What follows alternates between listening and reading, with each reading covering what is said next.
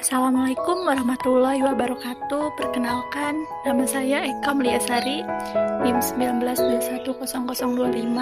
Video ini saya buat untuk memenuhi tugas mata kuliah Teori Belajar Bahasa. Pembahasan materi kali ini sangat dekat dengan kehidupan sehari-hari, yaitu pembelajaran bahasa. Mari kita bedah tentang pembelajaran bahasa. Apabila afiksasi pe-an dihilangkan, maka asal katanya adalah belajar. Belajar itu apa sih? Menurut Kamus Besar Bahasa Indonesia, belajar adalah berusaha memperoleh kepandaian atau ilmu, berlatih, berubah tingkah laku, atau tanggapan yang disebabkan oleh pengalaman. Bahasa menurut Kamus Besar Bahasa Indonesia adalah sistem lambang bunyi yang arbitrer yang digunakan oleh anggota suatu masyarakat untuk bekerja sama, berinteraksi, dan mengidentifikasi diri. Nah, ketika seseorang memperoleh kepandaian atau ilmu tadi, maka menyebabkan terjadinya adanya proses pembelajaran. Apa itu pembelajaran? Pembelajaran menurut Kamus Besar Bahasa Indonesia artinya proses, cara perbuatan menjadikan orang atau makhluk hidup belajar. Pada dasarnya, proses pembelajaran itu berlangsung ketika ada pihak-pihak atau komponen-komponen yang saling menunjang satu sama lain sehingga proses pembelajaran itu bisa dikatakan berhasil. Apa saja komponen di dalamnya? Guru, siswa, tujuan pembelajaran, materi pembelajaran, metode, model, teknik pembelajaran, evaluasi, serta sarana yang dibutuhkan. Materi kita pada kali ini adalah pembelajaran bahasa. Tentu komponen guru dan materi menjadi bagian terpenting. Dalam hal ini, siswa ternyata memiliki peranan khusus agar pembelajaran dapat dikatakan berhasil. Dalam hal ini, siswa memiliki 3 faktor yang harus diperhatikan dalam belajar bahasa. Ada faktor fisik, faktor psikis, dan faktor sosial. Faktor fisik, wujud siswa dalam pembelajaran bahasa merupakan wujud gerak dan ujaran dalam berbahasa. Jadi ada tuturan atau ucapan dan ada wujud gerak berupa gerak fisik. Gerak fisik itu seperti ada mimik wajah, gerak tangan, dan praktik langsung. Itu akan memengaruhi pemahaman bahasa dalam pembelajaran bahasa tersebut.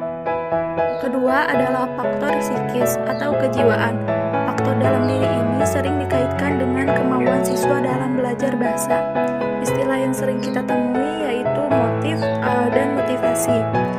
Faktor psikis ini secara khusus dalam pembelajaran bahasa dipelajari dengan menggunakan istilah psikolinguistik.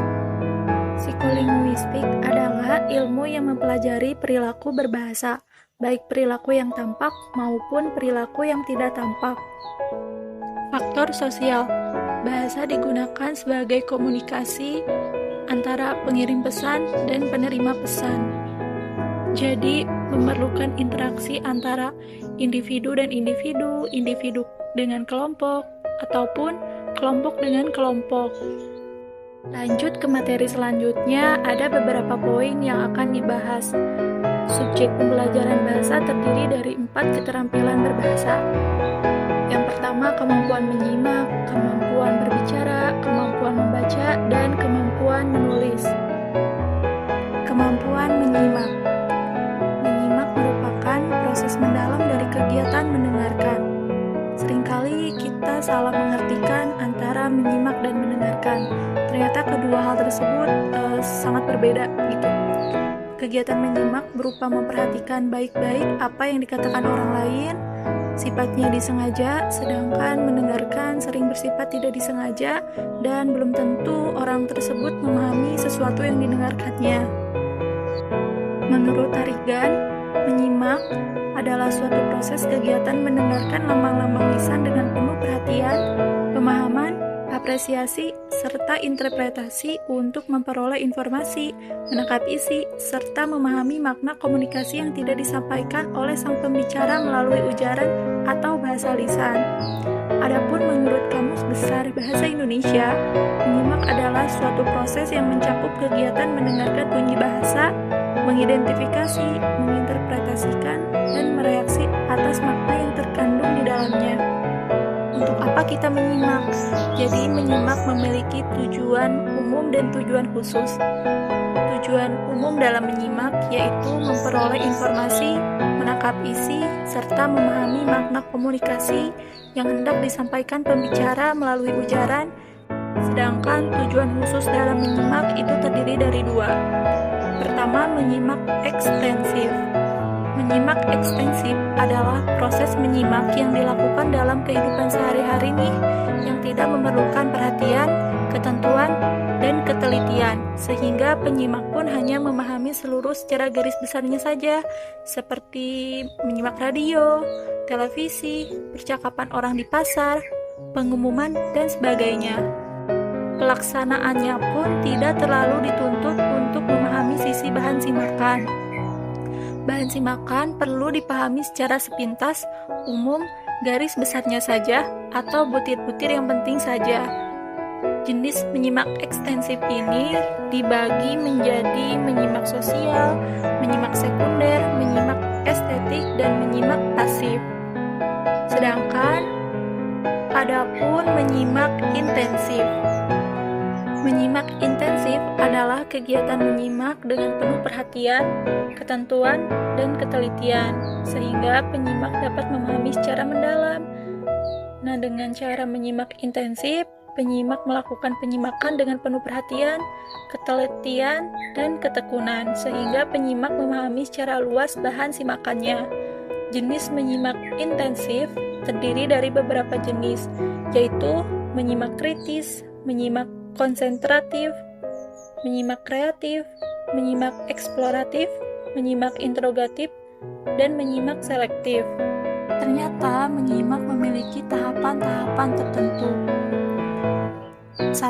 Tahap mendengar. Kita baru mendengar segala sesuatu yang dikemukakan oleh pembicara dalam ujaran atas pembicaraannya.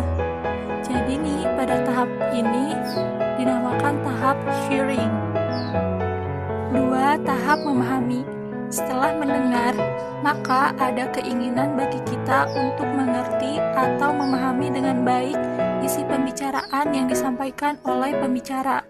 Sampai pada tahap ini dinamakan tahap understanding. 3. Tahap menginterpretasi. Nah, penyimak yang baik, cermat, dan teliti belum puas dan memahami isi tujuan.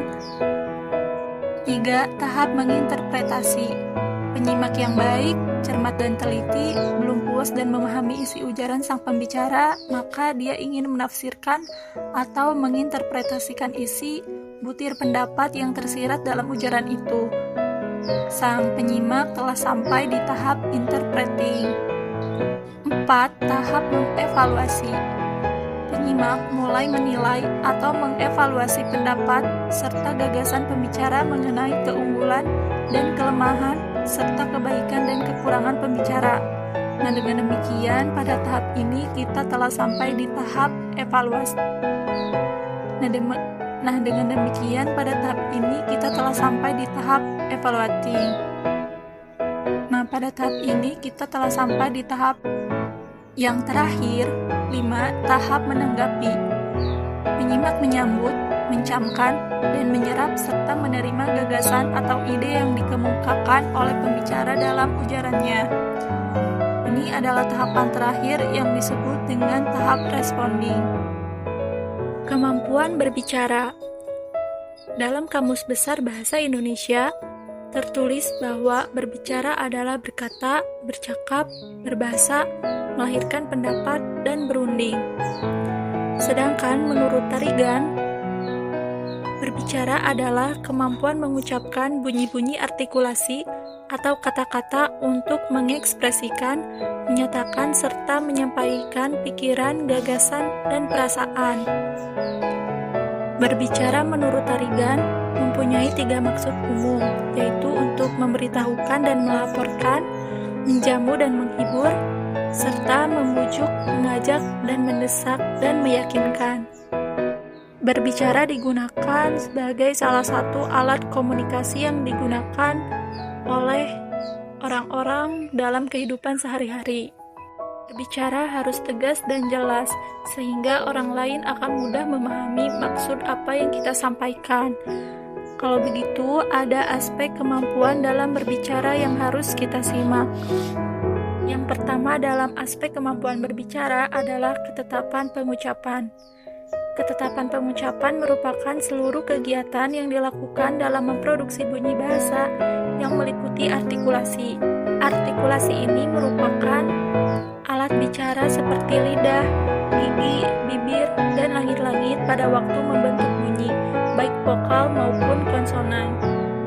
Seperti kejelasan pada huruf vokal A, I, U, E, O, ataupun konsonan, perbedaan M, N, B, P yang sama-sama terdengar memiliki kemiripan. 2. Kemampuan gramatikal. Kemampuan gramatikal adalah kemampuan untuk menguasai tata bahasa yang berlaku dalam bahasa tersebut. Kemampuan gramatikal ini sangat penting dikuasai seperti kemampuan memahami makna kata, kemampuan memahami kalimat, dan lain sebagainya. Ketiga, pembendaharaan kata. Pembendaharaan kata merupakan kesanggupan seseorang untuk mengartikan kata-kata dalam bahasa yang memungkinkan seseorang untuk memahami pembicaraan orang lain. Yang keempat, kelancaran berbicara. Kelancaran berbicara ini berhubungan langsung dengan bunyi ataupun ujaran. Orang yang dilatih dengan baik akan mampu berbicara dengan cepat dan tepat sehingga mereka akan lancar dalam berbicara. Yang terakhir, penguasaan topik. Penguasaan topik adalah kemampuan memahami topik yang akan menjadi bahan pembicaraan. Nah, dengan penguasaan tersebut, maka akan timbul keberanian dan kelancaran saat berbicara. Penguasaan topik berhubungan dengan pengetahuan dan pengalaman seseorang. Jika pengetahuan dan pengalaman luas, maka dengan mudah menguasai topik pembicaraan yang disajikan. Kemampuan membaca. Dalam Kamus Besar Bahasa Indonesia setidaknya ada 5 makna nih dari kata baca atau membaca. Hanya saja saya akan menyinggung 2 pengertiannya. Pertama, melihat serta memahami isi dari apa yang tertulis, bisa dengan melisankan atau hanya dalam hati. Kedua, mengeja atau melafalkan apa yang tertulis. Sedangkan adapun menurut Tarigan, beliau berpendapat bahwa kemampuan membaca adalah kemampuan orang dalam memahami isi bacaan yang diukur dengan tes yang disediakan. Membaca itu memiliki tujuan dan manfaat yang sangat beragam. Membaca itu bersifat reseptif, artinya si pembaca menerima pesan atau informasi yang disampaikan oleh penulis dalam sebuah teks bacaan. Di sekolah, pembelajaran membaca perlu difokuskan pada aspek kemampuan memahami isi bacaan. Oleh sebab itu, siswa perlu dilatih secara intensif untuk memahami sebuah teks bacaan. Jadi, siswa bukan menghafal isi bacaan tersebut, melainkan memahami isi bacaan. Dalam hal ini, tentu peran guru sangat besar pengaruhnya terhadap kemampuan siswa dalam memahami isi bacaan. Kita sebagai calon guru bahasa Indonesia sebaiknya mempersiapkan untuk mengajar kepada siswa nanti tentang strategi, metode, dan teknik membaca yang baik, sehingga nantinya siswa itu mampu memahami isi bacaan dengan baik. Pada dasarnya, tujuan pembelajaran membaca dibagi atas 2 tujuan utama, yaitu tujuan behavioral dan tujuan ekspresif. Tujuan behavioral disebut dengan tujuan tertutup ataupun tujuan instruksional, sedangkan tujuan ekspresif disebut dengan tujuan terbuka. Nah, tujuan behavioral tadi diarahkan pada kegiatan-kegiatan membaca, seperti pada pemahaman makna kata, keterampilan-keterampilan studi, dan pemahaman terhadap teks bacaan. Sementara tujuan ekspresif diarahkan pada kegiatan-kegiatan seperti membaca pengarahan diri sendiri, membaca penafsiran atau membaca interpretatif, dan membaca kreatif. Kemampuan menulis. Menurut Kamus Besar Bahasa Indonesia, Menulis itu seperti halnya penulis menulis surat. Saat menulis surat, secara tidak langsung kita akan menuangkan maksud, gagasan, opini, dan ide kita ke dalam rangkaian kalimat. Sedangkan menurut Tarigan, menulis berarti mengekspresikan secara tertulis gagasan, ide, pendapat, atau pikiran dan perasaan. Dia juga mengemukakan bahwa menulis dapat diartikan sebagai kegiatan menuangkan ide, gagasan dengan menggunakan bahasa tulis sebagai media penyampai. Manfaat menulis. Manfaat menulis ini bisa kita lihat dari berbagai sisi atau sudut pandang. Pertama, yaitu secara psikologis. Menulis sangat bermanfaat dan bisa membuat kita sehat, bahkan mampu membuat kita untuk mampu mengontrol diri, melepaskan segala sesuatu persoalan tentang hidup. Yang kedua, secara metodologis. Menulis bermanfaat untuk melatih kita berpikir secara teratur, untuk melakukan sesuatu tindakan yang sesuai yang dikehendaki, bahkan untuk memudahkan pelaksanaan suatu kegiatan guna mencapai tujuan yang ditentukan. 3. Secara filosofis. Bermanfaat untuk melatih kita berpikir secara radikal atau berpikir secara mendalam. Terakhir, secara pendidikan. Menulis mampu mempengaruhi kita untuk melakukan proses belajar. Maka seseringkali kita menulis atau seberapa banyak kita menulis, maka sesering itu pula kita telah melakukan proses pendidikan atau proses belajar. Tujuan pembelajaran menulis. Ada 4 poin yang akan dibahas dalam tujuan pembelajaran menulis. Poin pertama yaitu untuk memberikan informasi. Seorang penulis dapat menyebarkan informasi melalui tulisannya seperti wartawan di koran, tabloid, majalah, atau media massa cetak yang lain. Tulisan yang ada pada media cetak tersebut seringkali memuat informasi tentang kejadian atau suatu peristiwa. Poin kedua, untuk memberikan keyakinan kepada pembaca. Melalui tulisan seorang penulis, ternyata hal itu dapat mempengaruhi keyakinan pembacanya. Begini contohnya, seorang yang membaca informasi di koran mengenai anak terlantar dapat tergerak hatinya untuk memberikan bantuan atau rasa empati yang tinggi. Nah, hal itu dikarenakan penulis melalui tulisannya berhasil meyakinkan pembaca tersebut.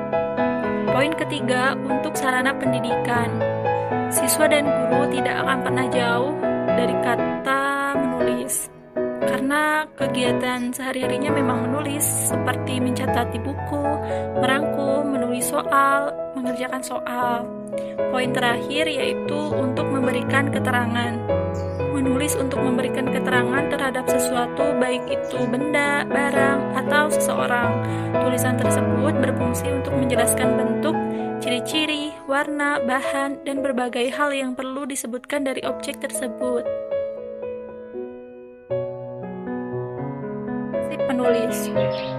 Prinsip keterulangan atau recurring principle.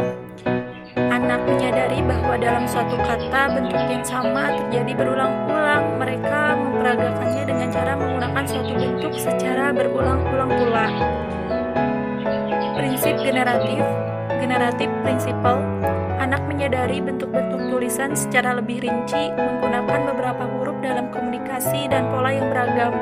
Mereka mulai memperhatikan adanya keteraturan huruf dalam suatu kata.